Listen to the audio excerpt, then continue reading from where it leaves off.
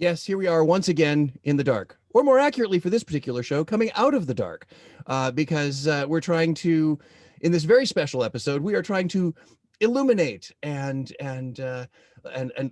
draw a specific, shine a specific spotlight on something that has just recently happened that I think is super cool. And this is a really unusual episode for me because, well, first off, I'm not alone. And secondly, we're talking about things much larger than just one little topic. So we're talking about a gigantic topic with my very special guest, Spencer Terry from Fear Factory in Salt Lake City. And but he's not here. He's not here to talk about Fear Factory, even though that's what all of his logos say. Oh, he'll talk about Fear Factory too, but that's okay. He's really here as the new president for the Haunted Attraction Association, which, yay, hallelujah. So first of all, congratulations on your presidency. Thank you, sir. And welcome to the show. Thank you. It's both of them are big thank yous. So yes, excited. Well, I'm just excited that you took the time to chat with me because, the Haunted Attraction Association has within the last few days made some really big announcements and released some pretty big stuff. And for those of you who are not familiar with the Haunted Attraction Association, where have you been? Hello, wake up, people. No, in all honesty, if you are not a member, you should be. If you are listening to this podcast, you should be. And oh, look, it's Lucy the demon dog barking in the background. I heard Lucy. There's Lucy. See, so look at that. She knows you're here. She's excited. She's in a good mood because she knows you're here, Spencer. So if you are not a member, you should be, because there are great benefits. And what I'm really excited to talk about on this particular show is how those benefits are going to improve over the next 3 years, which is great. And but I think the first question I have, Spencer, is why the improvement? If it's one of those situations where in this industry, especially if it ain't broke, don't fix it, because we're going to have to fix it 5 times during the season anyway. So what prompted the new board members and you as the new president and the other members of the board, what prompted you guys to make these kinds of sweeping changes and plans, and we'll get into the details and minutia, but the first question is why? Yeah. Honestly, I think it's two-part. One is that we knew as a board, COVID really forced us all to really focus on our operations locally. And in doing that, we were all in survival mode, right? Like almost all of us were. And so that, because we were so focused on what was happening on the ground in our own local market, we didn't put as much emphasis on the national market. And as board members, that's one of the things that we were like, we need to be doing more. How do we get resources out? And we did some really great things. We did a lobbying effort. Fear Factory put out the COVID contingency plan, and we put some other things together, but we could have done more. And we've always felt that we could be doing more. And so it started off by doing a 3-part survey. As board members, we did an internal survey, and then we sent a survey out for members and then a survey out to the entire industry. And we'll talk more about those later. But the internal one for us as board members was very revealing, which pretty much said, we want to do more. We think we have the capacity to do more. We just need some direction, and we need a few extra people to help us get this ball moving. And so, and of course, it allowed us to really kind of think more about how do we make our industry better in general? And by looking at what the members and by what the industry surveys said, it was very clear. People didn't hear from HAA enough. The member ROI, I mean, let's be honest, your return on investment should always be 2 or 3 times what you're paying back as a member. And for the last few years, it really hasn't. And we recognize that, there's a lot of really big macro things that happen. We have a crisis plan. We've got a PR campaign. It's a national PR campaign that works really well.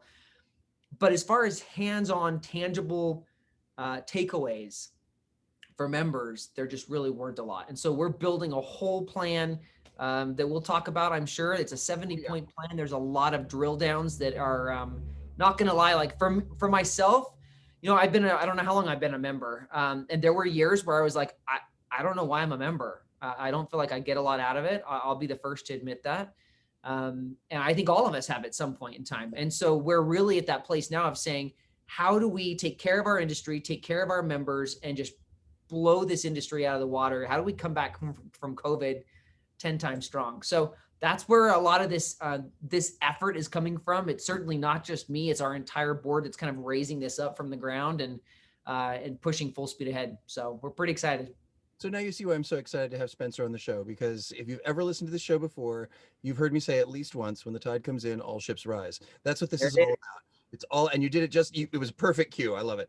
But it's all about elevating the industry, because that really is going to help us all. So, now these surveys, I found it interesting because although I wasn't able to attend the state of the industry meeting because I was across the hall trying to Yeah, get Oscars, all set up and ready to go. Um, but one of the things when I watched the recording, one of the things that I was really appreciative of was the fact that the board was so open and honest to admit we ain't doing A+ work here.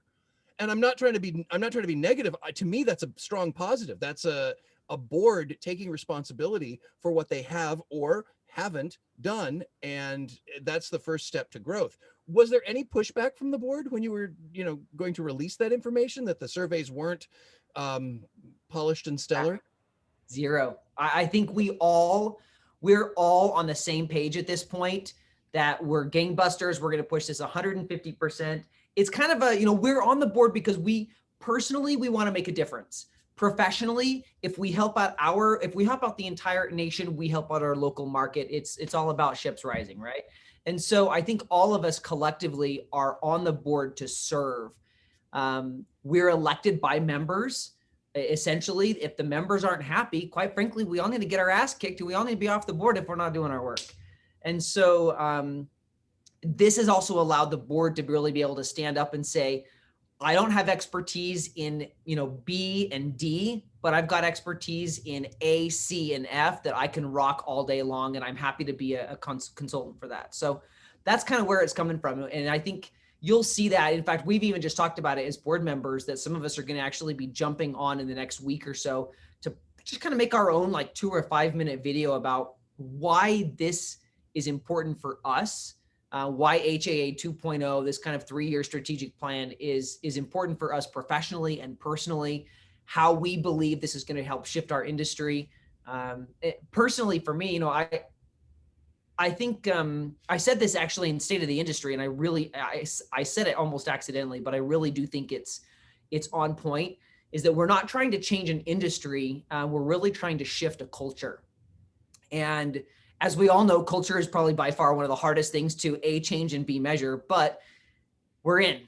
We're going to do it. And we'll figure out ways that we can do it based off of what members are telling us, what the industry needs, what vendors need, what buyers need, what do we need operationally, what do we need financially, and pulling all of those things together. And this is one of the things that we also talked about as a board, is that although we're elected because we may have a little bit of extra time, I think that's part of the ownership, is that, even Brett Hayes, Billy Gronfeld, like they is our past leadership. They got a million irons in the fire. And at some point, HAA has grown to the point where you've got to have someone who has a little bit more extra time. I'm the GM and I'm a part equity owner here at Fear Factory, but I'm also able to spend an extra 5 or 10 hours a week because it's not a second priority or a third priority. And so same with Cody Bailey from Hush Haunted House, who's up in Michigan. We're all willing to kind of put in a little bit extra effort, and it's already happening. We're already seeing that. So, and we recognize we're not the experts either. That's why we're bringing in these advisory committees, so that even though we may be able to collectively have 90% of the information or we know who to get people to, there's also a lot of members out there who know their stuff. So that's why we're bringing on a marketing advisory council. It's why we're bringing on a committee specifically for legal consult, just so that people have resources. It may not be all of us, but there's an entire industry willing and able. So we might as well utilize it. Yeah, that's great. And I don't want anybody to think, and I know you don't either, want anybody to think that this change, this bold move forward, is in any way reflecting negatively on past leadership, or in any way reflecting negatively even on past incarnations of organizations similar to Yeah. the Haunted Attraction Association. And those of you who are my age or older know exactly what I'm talking about. So, because I've been members of those, and I've been a member of HAA since it started. So, and you're absolutely right. I think there are years where you kind of go, I'm a member because I want to keep it on my website that I'm a member. But that was about the only thing I was getting out of it, and a cool shirt every now and then. But the truth of the matter is that's not enough reason for an organization like Haunted Attraction Association to exist. Um, Okay. that's it's a nice brag tag, but it's certainly not it certainly does not have, to use your term exactly, it doesn't have the ROI that you're looking for. So Yeah. let's, before we dive into the nuts and bolts of what the plan entails, let's take a half step back and talk a little bit about sort of the pillars of HAA, which to what is it? Protect, promote, and educate. Is that You right? got it. Those three. God, I'm so glad I remembered that. I studied. I Well, and you have been around for, for yeah, since the dawn of enough time. You can enough to say it. know. You can say it. You're old, Scott. Yeah, I know.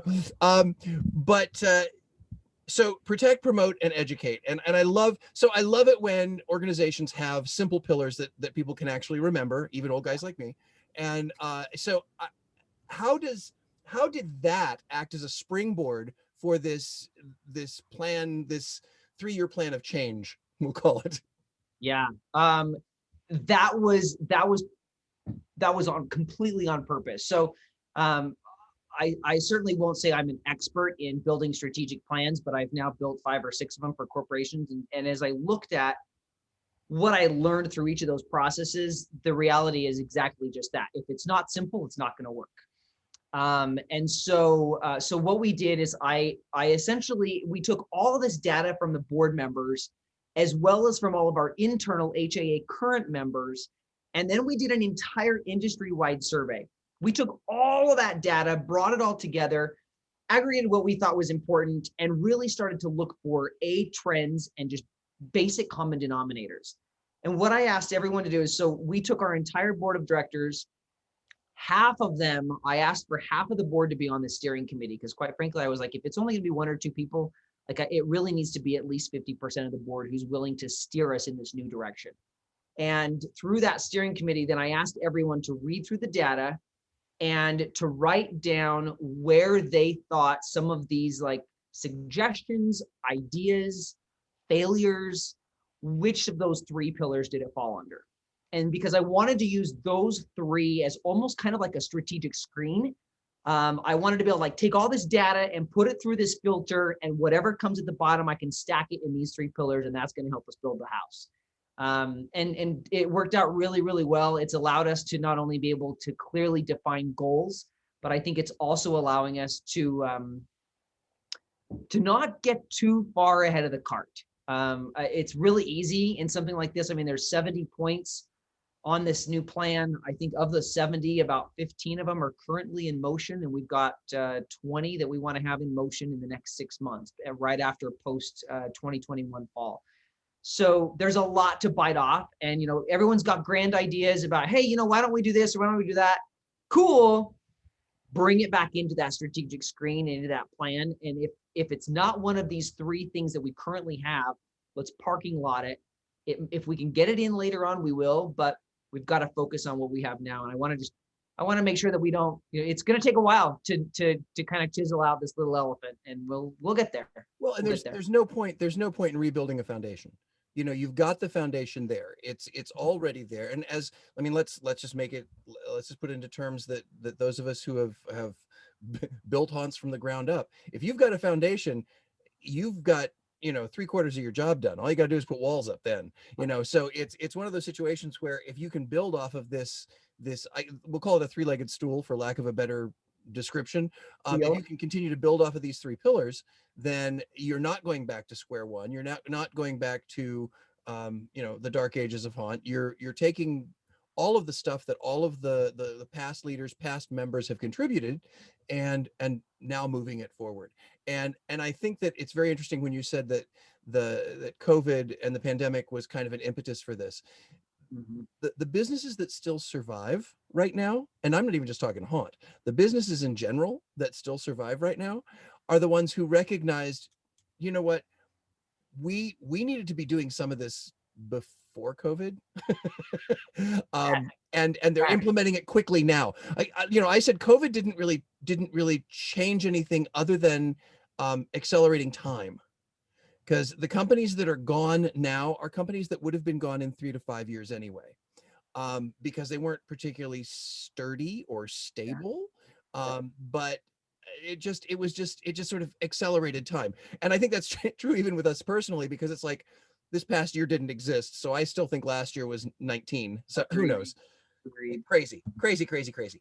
So you started, we've started like macro, and now we've gone through a couple of funnels here, and things went down through to the protect, promote, and educate, which I'm really glad to hear that there was actually some logic to that, and you didn't just like play a game of beer pong where you had 3 cups and just wrote the stuff down, just try to see which cup it fell into. Why didn't we think of that sooner? That's what we should have done. It would have been Hey, more fun, but not nearly as accurate. you're on So the steering committee next time. When we do okay, 3.0, I'm calling you. We're doing it. perfect. I'll be the beer pong chairperson Deal. for Yes, 3.0. deal. That'd Done. be awesome. Done. So I know that you've got a gazillion points. Okay, 70. You got 70 different points, but I'm sure you've broken those into smaller, manageable chunks, that may not necessarily be the, you've got your pillars, but you also have to have your action items so that you can kind of break those out. Um, how what needs work? What needs the laser focus right now? Yeah, the goodness, I didn't mean to the choke you up. 70, Sorry. the 70 points are all drill down. So those are all action items. I would say some of the areas that we realized needed a little bit of extra love. Um,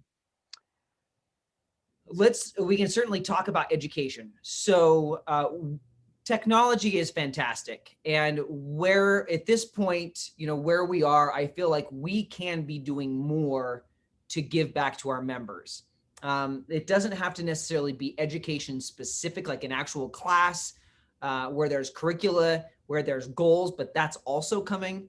But we just want to be able to connect people and make sure that they have mixers, they have networking opportunities, they're able to do the things that they could be doing at a conference, but we want to be able to virtually give them a chance to do that now, because that way they have an entire year to be able to keep working on resources.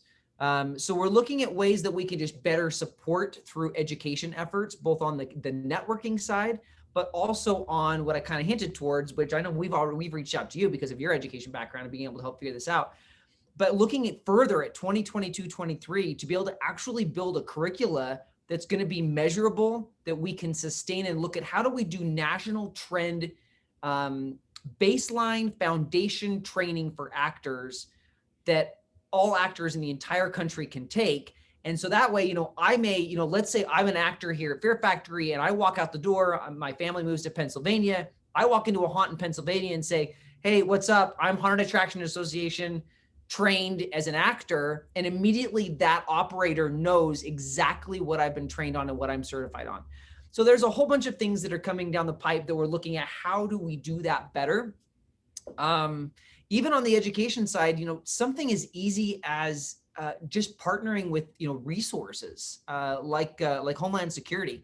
So Cody Bailey from Hush Haunted House, it's our VP, is working on building a new resource library that consolidates down a bunch of how to just different ways, different guides, so we can better educate our operators on active shooter scenarios, crowded places, all of those different things that are going to take time to learn, whether that's hopefully not in the fall, that's going to be happening later on, but also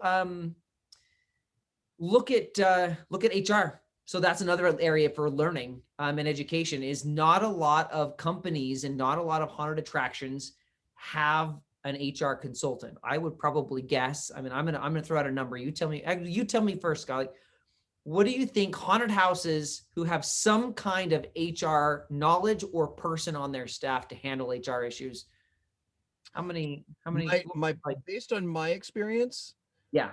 the only ones that actually have someone who is trained in HR and not just running their payroll through gusto or whatever. Right. Um, I've not worked for a single independent haunt that isn't a business other than haunted attraction. Like, theme parks, museums, that kind of thing. They already have a human resources department. Zoos already have a human resources Yep. department. Yep. I have not worked for a single independent haunt that actually has anyone who really knows when it comes to training, when it comes to um, harassment in the workplace, when it comes to any of those issues that can cost haunt owners boku bucks. Everything. Yeah, you Yeah. have one sexual harassment case, and it can close your doors. Out you're going. Yeah. It can close your doors. So yeah, I think that's super smart. And by the way, offline, I have somebody for you. I have somebody for you to talk to as far as HR goes. So Cool. anyway, yeah. So after the show, we'll chat. But Deal. but that's very cool. I Those are like. all the things that are coming. Yeah. Yeah, Because no, you're right. Like I have found that we don't have anyone really representing HR. I mean, my background is in business in HR. And so as I'm talking to other haunted houses and I'm like, wait a minute, like, what do you do or who do you have? And so we're working on some resources for that. So yeah, there's a lot that we could be doing. Some of it's resource driven. Some of it is going to be online group driven. Some of it's just going to be personal education, but yeah, it'll be good. well, and I believe you said in the going back to the state of the industry, I believe you said the thing that everybody thought was like spot on and was working the way it should was chaos. That was the one of the most popular, the chaos training. And Yep. what you've just described is basically chaos for actors, which in my opinion is actors all the time because it's always a state of chaos. But that's where my passion lies when it comes to the haunt industry, because I always say, give me three good actors and a candle and I can scare the crap out of you. So I'm all about good, strong actor training. And I love the idea of that sort of certification mentality, so that the traveling haunt actors can basically show their card and get in. It's Yeah. Yeah. but what I really think is important with that is not just what it trains the actors to do, but also to kind of tie it over to the haunt owners so that they have less risk, Yes. so that they can come in and say, well, I don't know whether I don't know whether I want to hire anybody who hasn't at least started this program, or if you have started this program, then you can come back in, next year. Well, I don't know how they want to handle it, but I just think I don't want haunt owners to sit back and go, that has nothing to do with me, because it does. Uh-huh. It has a Oh, lot to do with you, and in fact, the majority of people working for you are actors. Let's just be honest; it's the haunt industry. But so recently, I've had the opportunity to be they call them SMEs, subject matter experts, for some of the IAPA certifications that they're doing, and I've been contributing and working with several different certifications. And the nice thing about that is once people see certain IAPA certifications, they recognize, okay, then this person gets a second look. I yeah, think I think absolutely. chaos can be elevated to that level, even more so. And I think that developing actor the actor version of it. I'm not going to call it actor version of chaos because that's not really fair. Yeah. But It'll have its own name and be, yeah. But yeah, yeah, some sort of actor certification. Yeah, put me on the subcommittee for that. I want to help with that. That would be really I cool. already did, but Oh, you're okay, in. good. Okay, But good. thank you for volunteering. And volunteering publicly, no less. Great. Oh Yeah, Lord. true. There's no backing out now. Nope, Yeah, nope. I got to be there. I got to you're be there. So when you talk about networking, this I would think, and again, I'm not a member of the board, and I know a lot of them, but I have never sat on a board. I sat on that particular board, and I have sat on others, so I know some of the challenges. But I think the issue is when you talk about networking, when you look at the haunt industry, it's such a mixed bag. It's such a broad demographic. And I assume that the membership of Haunted Attraction Association looks just as mottled.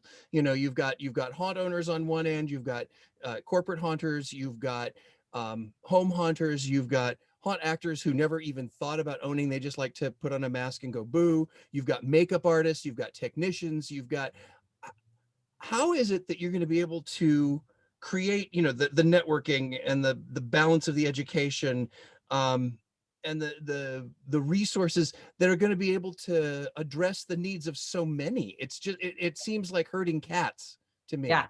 I do feel exactly that same way. So one of your questions about what was not working, we can go back to that for a second. So for a long time, HAA has been really focused on owner operator benefit as owners. The owners are the ones that are paying for these memberships, so they're the ones who should be getting the benefits.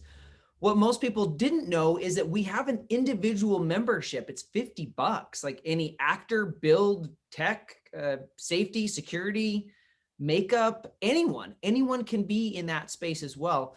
And so what we're doing is we're really splitting these two tracks. So there are going to be specific relevant benefits, resources, guides, content for owners and operators. And then when, obviously this actor class is going to be one of them. But looking at how there's going to be these two different tracks, owners and actors, or owners and staff. But from there, that's how we're going to filter out some of these things. So take, for example, a mixer.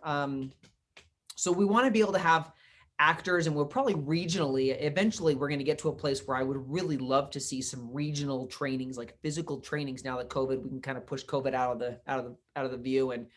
And by 2023, I would love to be able to figure out how monetarily we can do it, where we can regionally support local haunted houses and do a physical training. But until then, we're going to use technology. But to be able to have these mixers, like let's say if you're an operator, I think I mentioned this in State of the Industry. If you're an operator, what's going to be, we run 65,000 people through our property within 28 days. That's going to be vastly different from, a nonprofit haunted house that's pushing 2,000 or 5,000 people through.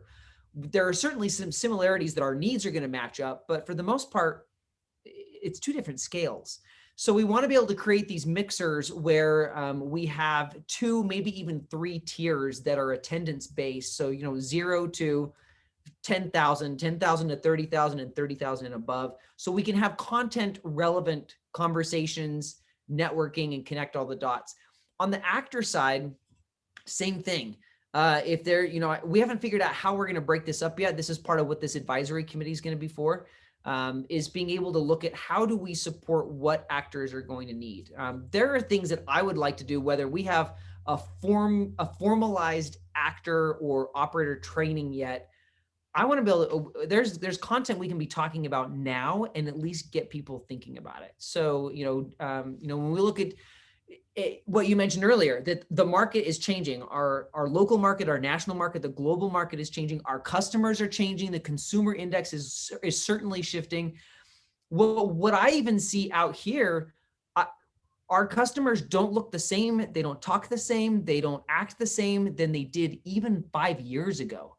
And I really do think, and I'm certainly, I'll say this right now, and whoever's watching, you can blame me later, but your consumers are changing, your staff is changing, and if you're not changing, I'll get the shovel ready. Like it sucks. Like I don't want to see any haunted house go under because they're not prepared. We have the people, we have the skills to be prepared to help people on diversity and inclusion, to look at financials and budgeting, to look at strategic marketing effects, to look at sexual harassment and legal protection. Like those are all things that we can be having a conversation and learning about collectively now. Let's do it. Like we need to do it. So, and if those are ways that we can help support our industry, both on the operator and on the actor side, it makes sense. Well, and it's funny because even most of my clients, which fall, the majority of them fall into, I will say the theme park or the attraction realm, who are doing Halloween, and that is changing. What their expectations are is, I'm sure. It is certain areas are becoming more under the microscope and other areas are becoming a bit more lax. It's very unique. And we can always say, it's pandemic based and it turned the world upside down and kind of shook things up. But the truth of the matter is there's always going to be change. There is always going to be change. And if you are not planning parallel paths moving forward to something new and something different, you're going to be left behind. And things are moving so much faster now. The as you say, even 5 years, 10 years ago, like 10 years ago, if you had a big old barn and some fire retardant and some great stuff and some duct tape, you could probably do a pretty decent haunt. That's not an option anymore. And No. it's not an option for several reasons. It's not an option because it's no longer safe to do it without some sort of regulation, and you probably won't be able to open. It's probably not going to happen because guest expectation is higher. And it's probably not going to happen because you're not going to be able to get the seed money to get it all started to begin with. So, I think that having organizations like HAA with this sort of mentality of let's keep people talking together, let's give them the support that they need, let's find those partnerships, outside of the industry as well. You mentioned Homeland Security. That's not in the part of the haunt industry. Well, they are in their own sort of way, I suppose, but that's not what we would think of as traditional haunt industry. So you guys reaching out and starting to pull those kinds of resources in, I think is really, really exciting. So we've talked about all this stuff and all these action items, and I know there's a plan for it. And you've mentioned a 3-year plan. I'm not going to ask you to recite every moment of it because well, you're probably sick of talking about it, but Page one. yeah, exactly. The show's not that long, but it'll be like a 3-year long show to go through Oh the my 3-year God. long Yeah. plan.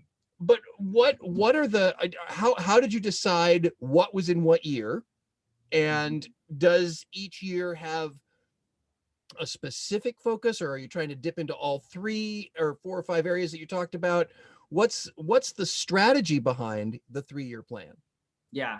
That's a brilliant question. I think that actually took a lot of really precision based focus on how we took all that data and really filtered it through, because in my head, my idea was, I don't know if you've ever been to Petra in Jordan. I was there a few years ago visiting a friend in Kuwait, and we hopped over to Jordan to go to Petra. And how I learned how they built these facades out of that sandstone was just phenomenal. And I kind of felt like that was how we were doing this plan, is rather than starting at the bottom and working up, we almost had to start at the top and work down. And I think that came from us as board members about what were we able to really strategically focus on, while looking through this lens of what do members and the industry, what are they saying they need? And then do we currently have the skills to do that? And if so, let's get it done in the next year, maybe year and a half. And if we don't have the skills, let's put that on year and a half to 2 years so that we can find the right people. A really good example of this is the legal advisory team. So a lot of people, myself included, when I used to, when I was a home haunter and later when I ran a nonprofit haunted house, I would have given gold to have legal counsel available to me that I could just pick up the phone and be like, hey, some guy says that he just tripped over a rope and now he's going to sue us. What do I do? And even just to have one person that I could have called. And so now hearing how important that was still to people today, that was something where I'm like, we only have one lawyer on our board currently, but we've got a decent number of lawyers out there in our space. So we put an all call out and said, listen, here's the areas that we're interested in. If you would like to help us, if you feel like you have the skill set for it, send us a resume. We'd love to look at you. If you're in the industry, how long have you been in here? What are you doing? Like, we don't want to just have strangers. We need people who actually know the industry. Right. And we vetted those folks. And so we now have a legal advisory team that's got 5 people on it. They're all lawyers. Some of them have, anything from family law to intellectual property, it's just a cross section. Same thing on our marketing committee. So people said that was one of the things that they needed most help with was marketing. So we built a marketing advisory committee that's a little bit of social media. It's a little bit of professional marketing. It's actual media people. It's Google Analytics people who read data. We're bringing all these people together to be able to have several different marketing specific videos. What can you do? How do you do it? Some of it's going to be really specific. Others of it is going to be very broad, just to really get people thinking more about it. But more importantly is all members know that this is someone that they can reach out to and say, hey, can I pick your brain for 5 seconds? I want to, am I on point? Am I not on point? I can't figure out why I can't break the algorithm code. Help me out. And they may have some insight that's going to help. I think for attractions that are in the 5,000 to 20,000 range, that's going to be really beneficial. And even for smaller ones, even for home haunts, not going to lie, it's going to be beneficial. So that's a really good example of how we had to look to 22 to 23 and 23 plus. We already have things that we're putting on that 2023 burner that if we can get done with this content in the first 2 years, we're going to really start hacking some of that out. So we'll see where we go. And I think that's where the more members that we have, certainly membership money, let's not lie. I mean, finances are finances. The more money we have, the more we can do. So how we're able to bring that in will be important. But quite frankly, I feel like a lot of people are probably going to wait it out a couple of months and just, proofs in the pudding. Let's see if HAA is really going to do what they say they're going to do. And I think by fall, we'll have some pretty good resources out there that people will hopefully have a great, successful year. And at the end of that year, they'll feel comfortable bringing some of that money back to us, and we'll reinvest that back into the industry and keep running full speed. Yeah, I think that, you've mentioned, well, so much that I totally agree with, and I think is completely on point. The one thing that I really like is the fact that, so let me just clarify this. You have now a legal advisory board of not just lawyers, because they don't always know many of them know nothing about the haunted attraction industry or the attractions industry in general. But you have a group of lawyers who know things about the haunt industry, who are familiar with the haunt industry and understand what the legal ins and outs may or may not be, because let's face it, law is very complex and there are very rarely straightforward direct answers to anything. Yes. Which is why I think it usually costs so much when we try to hire a lawyer. But as a member, members now have access to this brain trust of experienced lawyers, correct? Yeah. And the idea is that, so I That's want, worth membership alone, people. right. I know. Well, so I think about so if you were to pick up the phone right now, Scott, pick up the phone in your state and call a lawyer, an hour is probably going to be $500 minimum. Yep. So what I said is I would like every single member every year to have a 15-minute free consult. And they essentially can just go and say, hey, I need some direction. Do I even need counsel, or do I tell these people to go to hell? What do I do? How do I do it? And if anything, at least the legal folks can say, I do think that there may be a concern for you. You need to move in this direction, or at least give them some options. Because I think that's the hardest part, is that first phone call. And at least that saves people $200 or $150. And yeah, you're right. Your membership's free at that point. And Yeah. then same thing every single year. That clock starts over every year. Each member has 15 minutes of just to check in. And I think some people will use it. Some people may not use it. I mean, here, we have our own legal counsel, but I'm going to certainly call a friend if I can, because the friend knows my industry better than someone who doesn't. So. Right. Well, and even if you do have legal counsel, to pick up the phone and say, okay, here's what my lawyers are saying, but I don't think I understand this part. Can you explain it to me? Because they can't.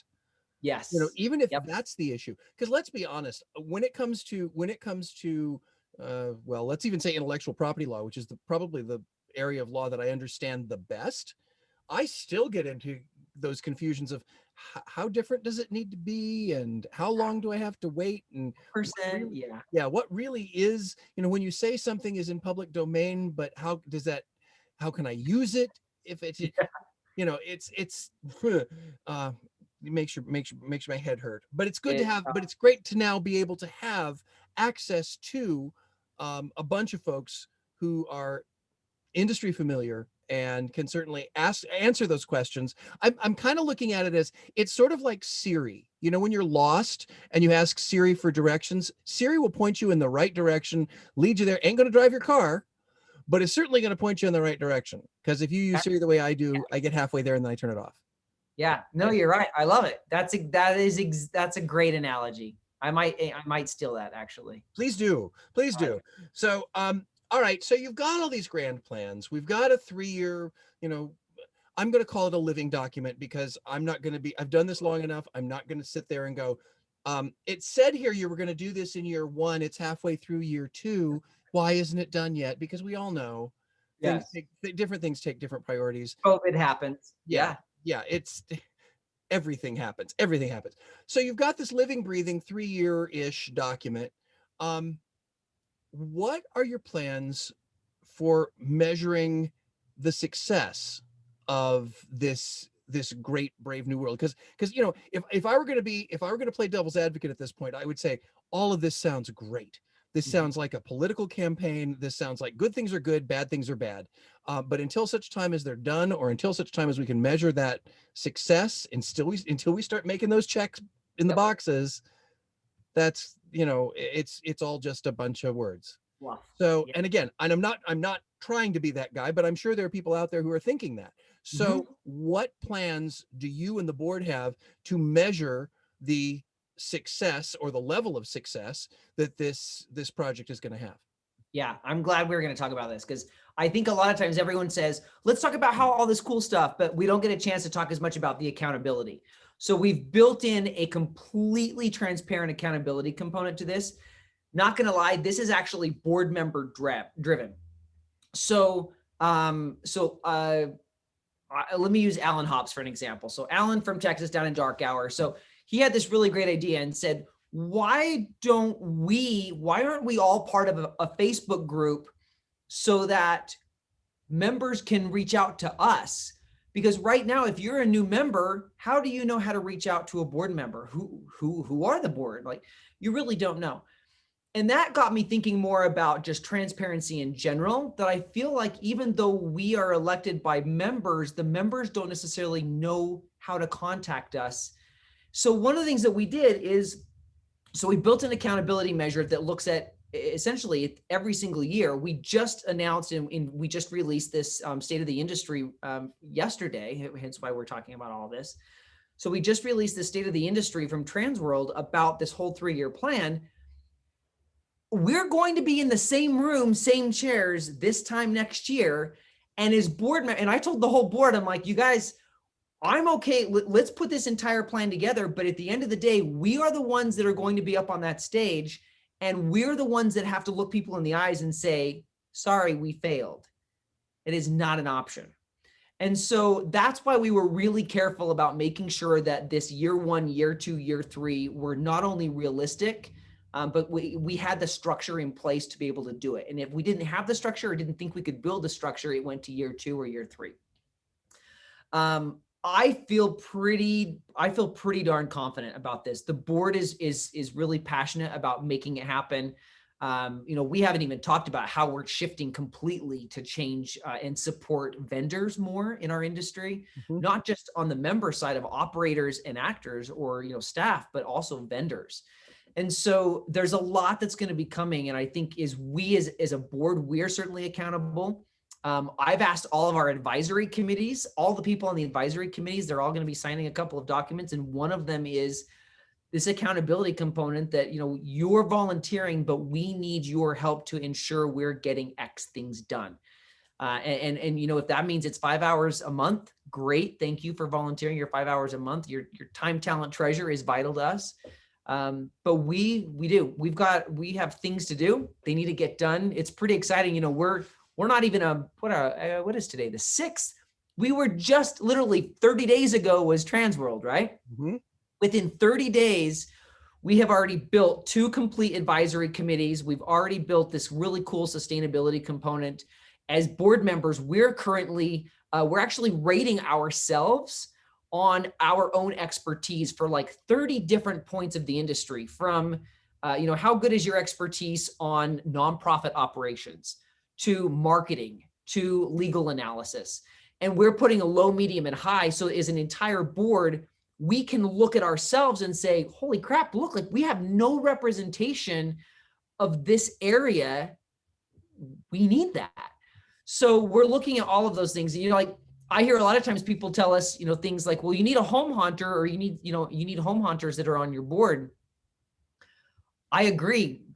I think what most of us forget is that 80% of us were once upon a time home haunters.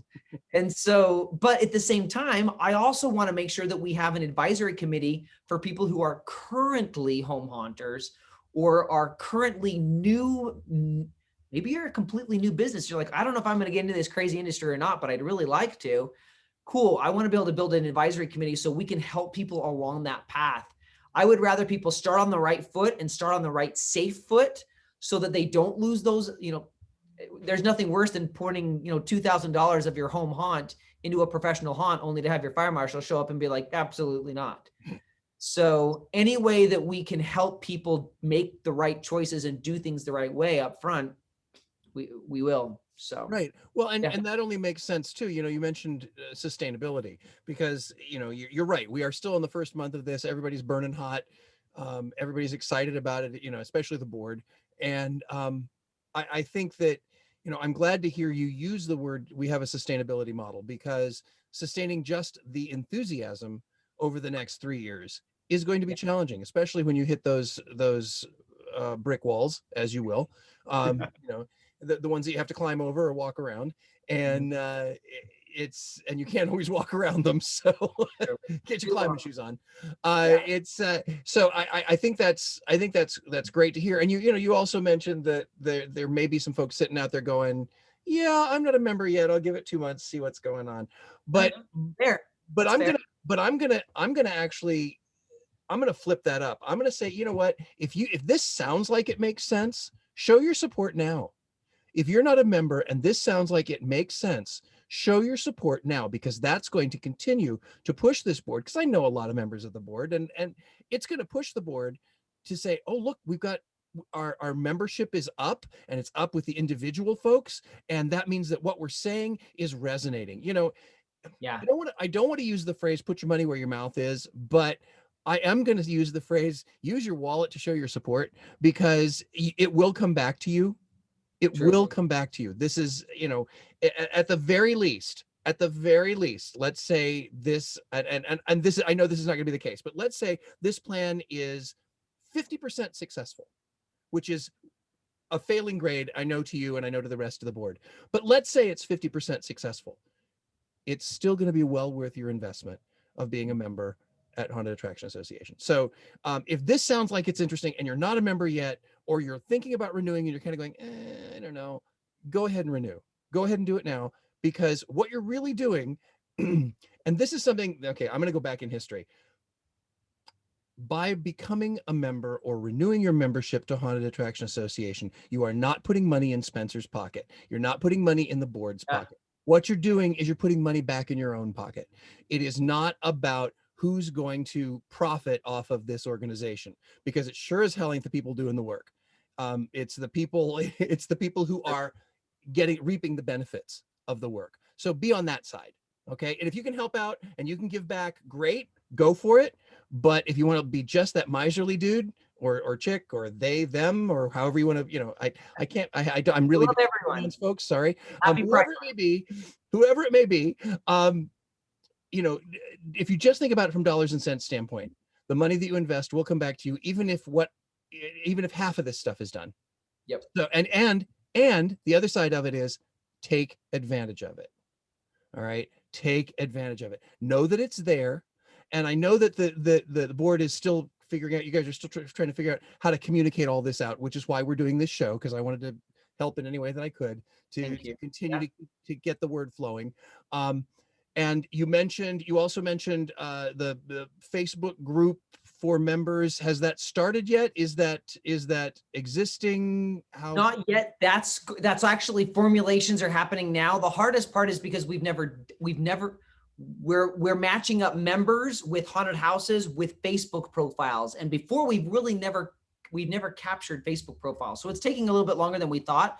I'm hoping by the end of this month that our marketing team internally, our intra marketing team, is going to be able to really help bring that together. But yeah, it's a little tricky, but we're working on it. Yeah. It's, again, I can't sit here and say I think absolutely everything here is going to work and it's going to be all rosy and it's all going to be perfect and wonderful. What I will say is thank you as an organization for taking this on. Thank you for making this effort. Thank you for trying to herd the cats that are the haunt community, and trying to offer options and opportunities. It is real easy for someone to say, we'll see. And it's much more rewarding for them to say, great, I can help by doing this. Send a cookie. I don't know. Yeah. Just It's called positive reinforcement, kids. It works with animals. It works with board members too. So if you know a board member on Haunted Attraction Association and you want to help out, can they contact you guys and say, hey, I want to help? Anytime. Yeah, anytime. Part of this is how do we as a board also get out there more? So, yeah. And to your point, I think a really good example in the past, like member money has paid for like board member shirts. This is a really easy one for me. That stopped. So we all that is Trans World, we just got our shirts and we all made a vow that members should not be paying for those. Like that should be, if you're a board member, you can afford $25 to buy your own shirt.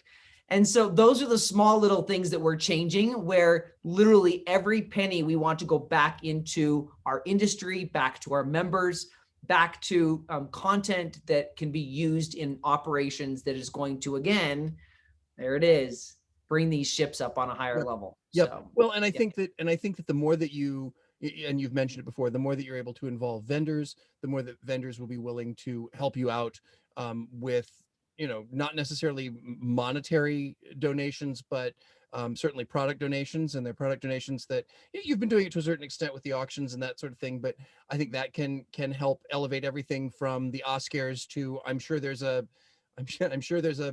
uh, uh, embroidery company out there that may or may not be listening that may say next year, I'll tell you what, let me do your shirts for you. I think that we got to help each other out. And if these guys are going to make the effort, whether you agree with 100% of the stuff or not, they're making the effort. And if you're not able to to meet or exceed the effort that they're putting into this, then you might as well get on board. You might as well try to help out. So if people do want to become either a member or want to learn more about this plan currently, what is the best way to learn more about the organization, or to go ahead and become a member or renew your membership? yeah. Let's do learning first, because I agree. I think the more people learn about what we're doing, the more they'll realize, holy crap, this ROI is return on investment. I put in this much, but I'm getting this much. This makes sense. So please dig into it, learn more about it. The entire 50-minute video that drills down our entire PowerPoint, exactly what we're planning on doing. It's currently on Facebook. We just launched it yesterday on the 5th of June. You can go to it's on our Facebook page, Haunted Attraction Association. You can learn more about it. Also, Haunted Attraction Network, Philip Hernandez and his team did a phenomenal job kind of boiling that 50-minute mega idea and boiled it down to about 20 minutes. It's great. You can watch a quick short video of it if you want, or the audio. And if from there, if you feel good about it, or if you don't, you want to just do more, reach out to us as a board. You can go to our website, which is hauntedattractionassociation.com. hauntedattractionassociation.com. Click on board members. There's a list of us that are there. Our photos are on there. If you don't know any of us, send us a message. Send me a message. I'm happy to be like, hey, what's up? What can I help you with? And if not, I can connect you to the right people. Our board is phenomenal. It's the reason why we have this plan. It's the reason why they care about this industry. This is a lifelong passion, goal of us personally and professionally. And so there really is a lot of personal investment into leaving a legacy for the next decade or longer that this industry can kind of ride on. So you've got our Facebook page and you have our website, hauntedattractionassociation.com. You can click on board members, or you can just go straight to join us, pull it up there. It's going to give you some of the information. Pretty soon, we'll also be posting the PowerPoint itself so that you can actually see the PowerPoint. But for right now, most people are saying that it's nice to see the PowerPoint and to see the discussion and kind of the meanings, rather than just seeing some blank slides without knowing all the content. So for now, the video on Facebook is the best way to get all that content. Excellent. Well, gosh. So Spencer, you and I have sat on many panels together. We've had many discussions that weren't recorded. So, which is probably Here's that. Thank goodness. So I just want to say thank you so much for coming on the show. Is there anything that we didn't talk about that you think people need to know? That, I think we've covered pretty much everything. I think we've got a pretty good idea here of what's going on. Is there any parting words of wisdom or one last tidbit of information that I forgot to ask about? I can't think of anything other than, MHC that's going to come up in a couple of weeks. So when Midwest Haunters Convention happens, HAA, we made a decision, a last minute decision, that we are going to be at MHC. A couple of board members are going to be there. We're going to take different blocks of the time and sit at our booth to just be there to answer questions. So if you're going to be at MHC, if you're watching this now, you're going to be in Milwaukee. I almost said the other home. I'm really excited to go somewhere new. Find us. We usually, as board members, we usually have name tags. So please find us, ask us some questions, come to the booth. If you need more information, put that on there. We'll have a QR code you can actually scan if you want to volunteer for an advisory committee, if you want to become a member, if you just want more information, or you just want to pick up the phone and be like, hey, what's up? I want to hear more about your haunt. It's all there. So that's probably the next big thing that's going to be coming up. Otherwise, if you're a current member, just know that you're going to be getting more content. You're going to be getting some emails and some Scream Zines, which is our internal members only magazine. That content's going to help us get ready for this push and make sure that everyone has access to the Facebook group and to this content that we're unrolling out. So awesome. And Well, thanks, Scott, for helping bang the drum and being as cool as you are and helping really just kind of uplift everything. So thank you. Thank you for taking the time. Thank you for taking the time. I really appreciate it. Guys, I know this has been just such an information-filled episode. You're probably still processing information. I know I am. I was taking notes. I was doing all kinds of craziness. So I will not be at MHC. I would like to be this year. Unfortunately, I'm working. So I guess fortunately I'm working, so I won't be there. But speaking of working, if you'd like to know what I am doing, where I am going to be, please go to my website, scottswenson.com, click on subscribe now, and you can get my monthly newsletter, which comes out the 13th of every month. And it's pretty cool. And it gives you, and I always have members only content. And I will say that the June 13th members only content is going to be something that I've never done before. So I'm going to drop that little tidbit. So anyway, until next time, this is Scott Swenson saying, rest in peace.